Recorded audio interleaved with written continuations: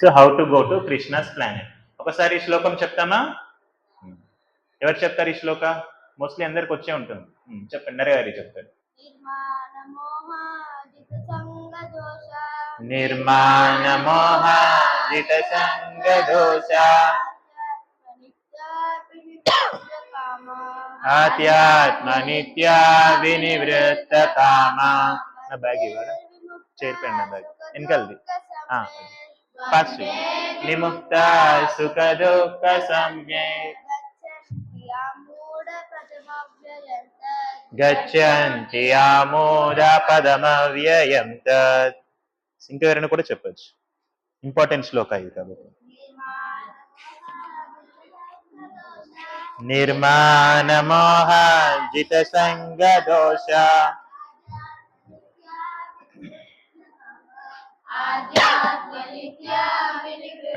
కామ ద్వంద్వైర్విముక్త సుఖ దుఃఖ సంజ్ఞైర్ గచ్చంతి ఆమోద పదమవ్యయం తత్. గర్ల్స్ నిర్మాణ మోహ జిత సంగ దోష ఆధ్యాత్మ నిత్య వినివృత్త కామ ద్వంద్వైర్విముక్త సుఖ దుఃఖ సంజ్ఞైర్ గచ్చంతి ఆమోద పదమవ్యయం తత్. వర్డ్ టు వర్డ్ మీనింగ్కి వెళ్తాం. ఓకే, సో ఫస్ట్ వర్డ్ ఏముంది ఇక్కడ? నిర్మాణ. సో దీన్ని 2 parts గా డివైడ్ చేస్తాం. నిర్ ప్లస్ మాన. నిర్ అంటే వితౌట్ ఆర్ ఫ్రీ ఫ్రమ్. దేని నుంచి ఫ్రీ? మాన. మాన అంటే ఫాల్స్ ప్రెస్టేజ్ లేదా ప్రైడ్, పఫ్డ్ అప్. సో ఎప్పుడు వస్తుంది మనకి ప్రైడ్? ప్రైడ్ ఎప్పుడు వస్తుంది? ప్రైడ్ ఎప్పుడు వస్తుంది మనకి?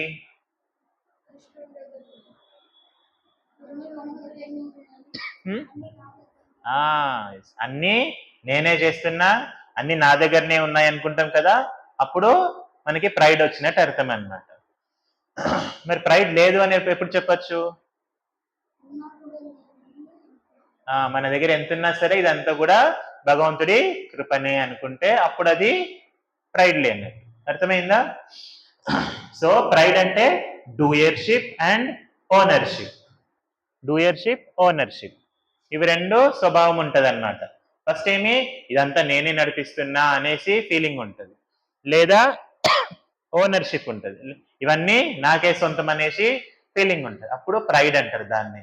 సో ప్రైడ్ ఎప్పుడు వస్తుంది అంటే మన దగ్గర బాగా మనీ కానీ, బ్యూటీ కానీ, ఏదైనా మంచి స్కిల్స్ కానీ ఇవన్నీ ఉంటాయి కదా, ఫేమ్ కానీ, అందరూ మన చెప్పిన మాటనే చాలా మంది వింటున్నారు, మన చుట్టుపక్కల ఎక్కువ మంది గ్యాదర్ అవుతున్నారు మన గురించి.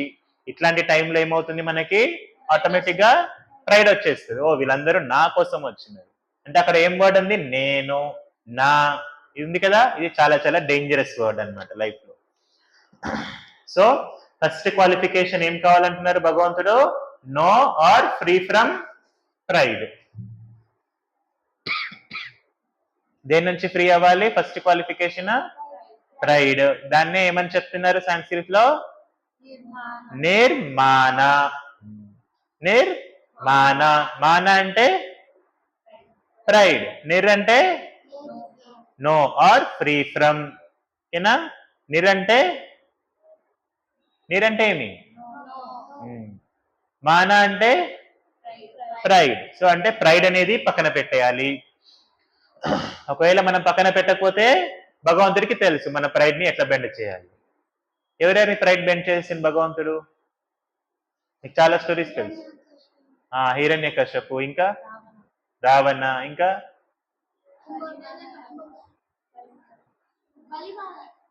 బలి మహారాజ్, ఇంకా కరెక్ట్ ఆన్సర్ చెప్పట్లేదు వీళ్ళందరూ. Okay, partially okay. ఇంద్ర,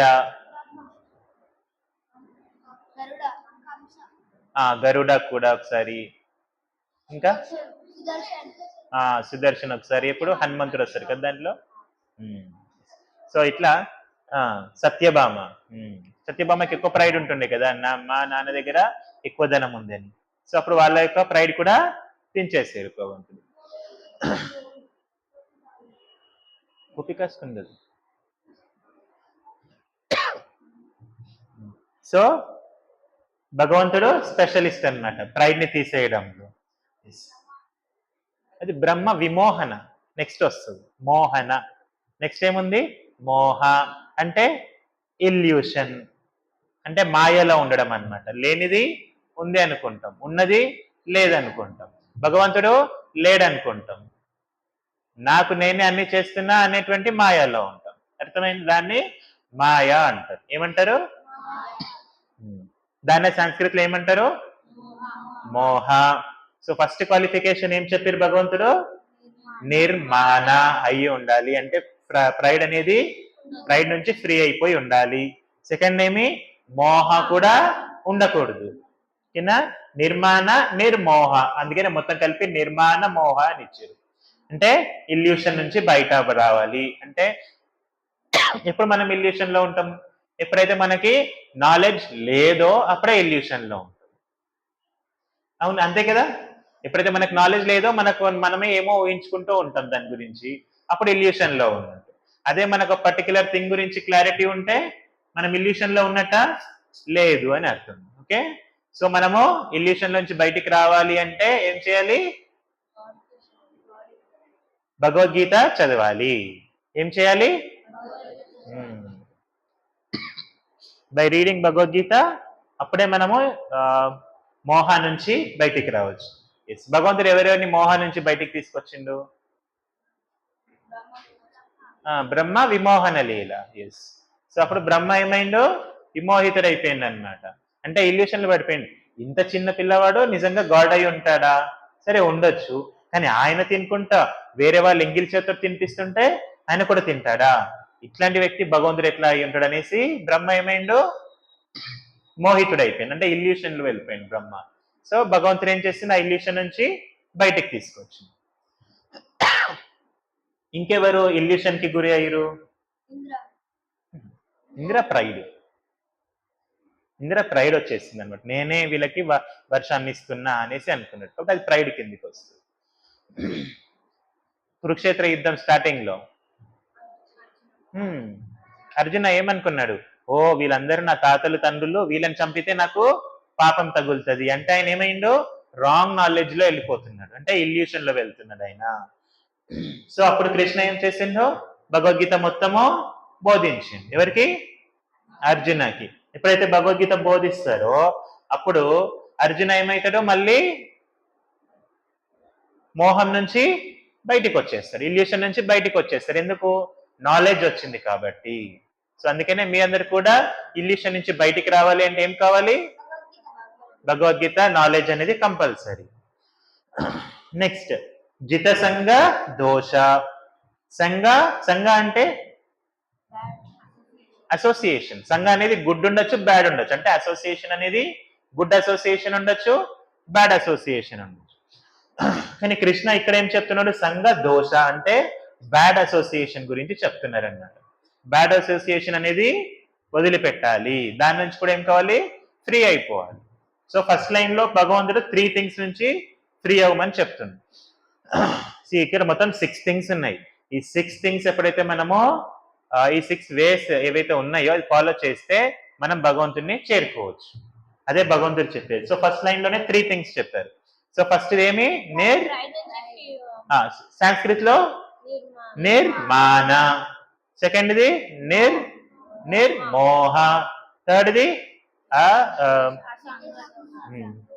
చిత సంగ దోష. సో అంటే 3 థింగ్స్ చెప్తున్నారు. ఫస్ట్ ఏమి? ప్రైడ్ ఉండకూడదు. తర్వాత ఇల్యూషన్ నుంచి బయటికి రావాలి. ఒక ప్రైడ్ నుంచి బయటికి రావాలంటే ఏం చేయాలి మరి? సరెండర్ అవ్వాలి. ఎస్. నెక్స్ట్ సెకండ్ మోహం ఇల్యూషన్ నుంచి బయటికి రావాలంటే భగవద్గీత చదవాలి. నెక్స్ట్ బ్యాడ్ అసోసియేషన్ నుంచి బయటికి రావాలంటే ఆబ్వియస్లీ గుడ్ అసోసియేషన్ పెడితే బ్యాడ్ అసోసియేషన్ దూరం అయిపోతుంది, అంతే కదా. Yes. Next fourth one. Okay, second line లో ఫస్ట్ వర్డ్ ఏం చెప్తున్నారు? ఆధ్యాత్మ నిత్య. ఫస్ట్ వర్డ్ ఏమి? ఆధ్యాత్మ నిత్య. ఆధ్యాత్మ అంటే స్పిరిచువల్, భౌతికమైతే ఆ మెటీరియల్ వస్తుంది. సో ఆధ్యాత్మ అంటే స్పిరిచువల్. సో స్పిరిచువల్ నిత్య. ఎప్పుడైనా సరే అంటే అడాప్ట్ స్పిరిచువల్ ప్రాక్టీసెస్. ఎప్పుడైనా సరే స్పిరిచువల్ ప్రాక్టీసెస్ చేస్తూనే ఉండాలన్నమాట. ఏమేమి చేయాలి స్పిరిచువల్ ప్రాక్టీస్ అంటే? ఇట్లనే తులసి హారతి, చాంటింగ్, హియరింగ్, ఇంకా కీర్తన్స్, ఇవన్నీ చేస్తూ ఉండాలన్నమాట. అంటే స్పిరిచువల్ ప్రాక్టీసెస్ లో ఎప్పుడు మనము అడాప్ట్ చేసుకొని ఉండాలి. సో ఇది fourth one. Next fifth one. Fifth one దీంట్లో ఏం చెప్తున్నారు? వినివృత్త కామః. వినివృత్త కామః. కామః అంటే ఇంతకుముందు చెప్పుకున్నాం మనం, డిజైర్స్, మెటీరియల్ డిజైర్స్ అన్నమాట. సో అవన్నీ దేని కిందకి వస్తాయి? కామః. సో వాటిని ఏం చేయాలి? Relieved from material desires. So material desires ని వదిలిపెట్టేసేయాలి. వదిలిపెట్టడానికి అవుతుందా? మెటీరియల్ డిజైర్స్ ని వదిలిపెట్టడానికి అవుతుందా? మెటీరియల్ డిజైర్స్ ని చేయొచ్చు, మెటీరియల్ డిజైర్స్ ని వదలవచ్చు, కానీ డిజైర్స్ ని వదలలేము. మనకి కోరికలు ఎప్పుడు వస్తూనే ఉంటాయి, కానీ దాన్ని మెటీరియల్ కోరికల నుంచి స్పిరిచువల్ కోరికలకు మార్చుకోవాలి. అర్థమైందా? ఏం చేయాలి? మెటీరియలిస్టిక్ కోరికల నుంచి స్పిరిచువల్ కి మార్చుకోవాలి. ఎట్లా చేయాలి?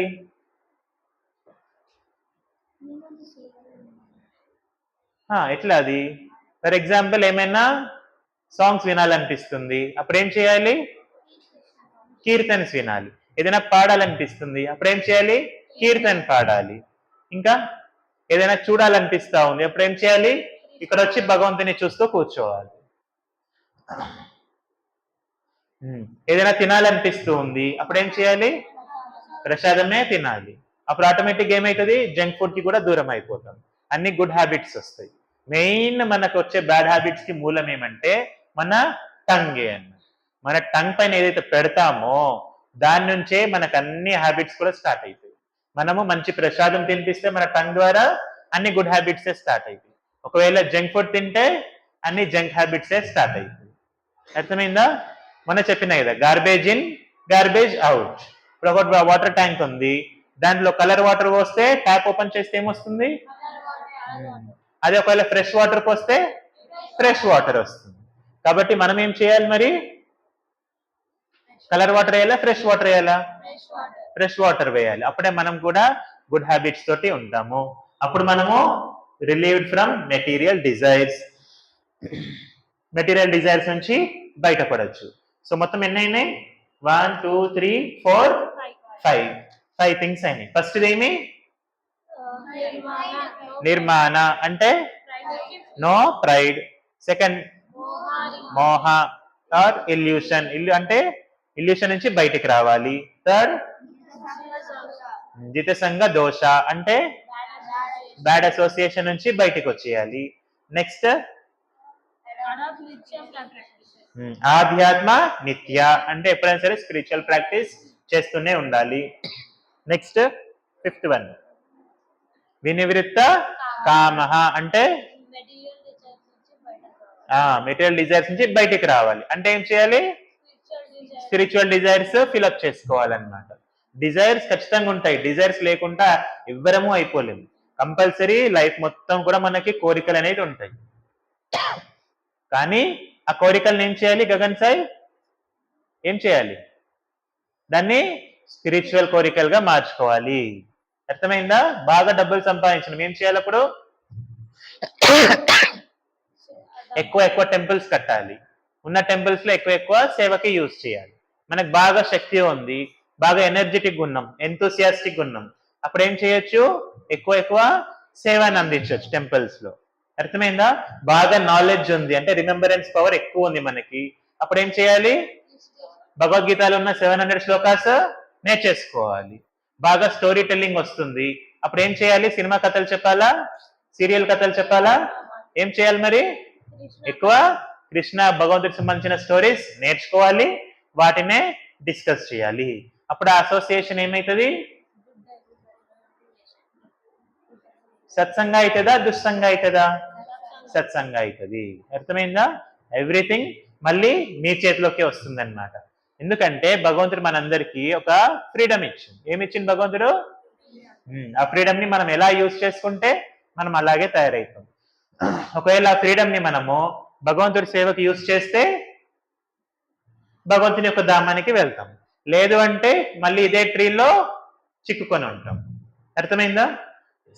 So next last one, 6th point, ద్వంద్వైర్ విముక్త. ద్వంద్వైర్ విముక్త. ద్వంద్వ అంటే 2 things ఉంటాయి ఈ వరల్డ్ లో. అన్నిటికీ 2 things ఉంటాయి ఈ వరల్డ్. Example good, bad. ఇక్కడ భగవంతుడు ఏమి ఇచ్చిండు ఎగ్జాంపుల్? సుఖ, దుఃఖ. సుఖ, దుఃఖ ఈ డ్యూయాలిటీస్ ఉన్నాయి కదా, వీటి నుంచి బయటికి రావాలి అనేది చెప్తున్నారు అనమాట. సో ఇంకా ఎగ్జాంపుల్స్ చెప్పండి ద్వంద్వకి. Day and night. ఎస్. ఇంకా గట్టిగా చెప్పండి. ఓకే, అమ్మా నాన్న. ఓకే, ఇంకా ద్వంద్వంకి ఇంకా. Yes. Day night, good bad, సుఖము దుఃఖము. ఇంకా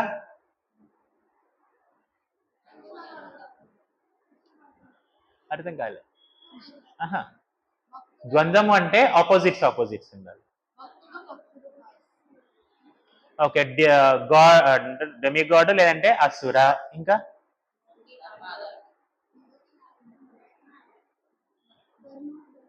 ఓకే, ధర్మము అధర్మము. Respect disrespect చదివేసింది. ఇంకా ప్రైజ్ అండ్ ఇన్సల్ట్. కొంతమంది పొగుడతారు, కొంతమంది తిడతారు. Or praise or criticism. ఇంకా okay, bad association, good association. అదే గుడ్ బ్యాడ్ ని నువ్వు అసోసియేషన్ యాడ్ చేసినావు. Rich poor. ఇప్పుడు పాయింట్స్ వస్తున్నాయి. ఇంకా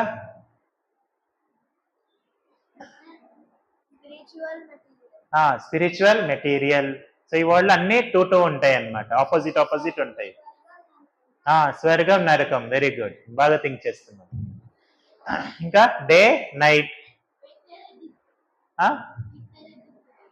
victory, defeat. Yes, very good.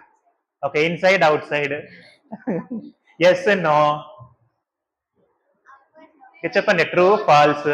ఇంకా okay, lower level, higher level. Discipline. ఇంకా ఆపోజిట్ నాటీ. ఇంకా సో ఇట్లా ఈ వరల్డ్ మొత్తం కూడా ద్వంద్వంతో ఉంటాయి అన్నమాట. 2 things ఉంటాయి, గుడ్ బ్యాడ్, 2 ఉంటాయి ఈ వరల్డ్ లో. సో మనము ఈ 6 క్వాలిటీస్ ఎప్పుడైతే కానీ మనం ఏం చేయాలని చెప్తున్నారు భగవంతుడు? Rise above dualities. ఈ 2 things లో గుడ్ బ్యాడ్ లో భగవంతుడు గుడ్ ఎంచుకొని బ్యాడ్ ఎంచుకోమని చెప్పట్లేదు. ఏం చెప్తున్నాడు? ఈ రెండిటిని దాటేసి ఉండాలి మనము. హయ్యర్ లెవెల్ ప్లానెట్ లో, హయ్యర్ లెవెల్లో ఉండాలి మన కాన్షియస్నెస్ అనేది. అర్థమైందా? ఎవరైనా వచ్చేసి మనల్ని బాగా పొగడంగానే పప్పుడప్ అయిపోయి ఉగ్గిపోయి, ఎవరైనా తిట్టంగానే దిగిపోకూడదు అనమాట. ఎట్లా ఉండాలి? రెండింటిని ఈక్వల్ గా తీసుకోవాలి.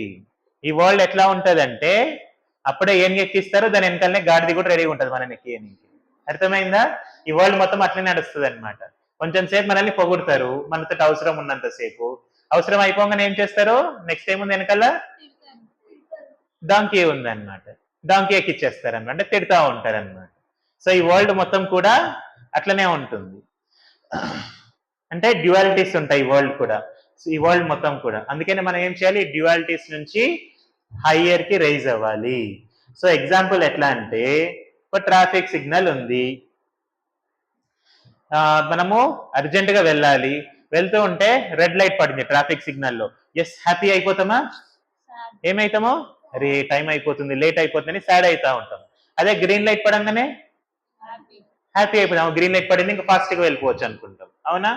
సో కానీ భగవంతుడు ఏం చెప్తుందంటే, ఈ రెడ్ లైట్, గ్రీన్ లైట్, ఈ సిగ్నల్ దగ్గర మనం ఉండిపోకూడదు. మన కాన్షియస్నెస్ అనేది ఏరోప్లేన్ లాగా పైన పోవాలని చెప్తున్నాడు. ఏరోప్లేన్ కి రెడ్ సిగ్నల్ గ్రీన్ సిగ్నల్ పడుతుంది పైన, ఏం పడదు. ఒకసారి స్టార్ట్ అయిందంటే మళ్ళీ డైరెక్ట్ డెస్టినేషన్ రీచ్ అవ్వడమే. మన కాన్షియస్నెస్ కూడా అట్లా డెవలప్ చేసుకోవాలి. ఎట్లా ఏరోప్లేన్ లాగా పైన నుంచి వెళ్ళిపోవాలి మన కాన్షియస్నెస్. అర్థమైంది అందరికీ? సో ఈ డ్యువాలిటీస్ నుంచి బయటపడాలి. ఎవరైనా పొగడంగానే లేదంటే ఇది మంచి జరగంగానే నాకే జరిగింది, నేనే గ్రేట్, నేనే చేసిన, ఇవన్నీ ఈ కేటగిరీస్, ఈ 6 కేటగిరీస్ లోకి వస్తాయి అన్నమాట. ఇవన్నిటి నుంచి మనము హై లెవెల్ కి రైజ్ అవ్వాలి.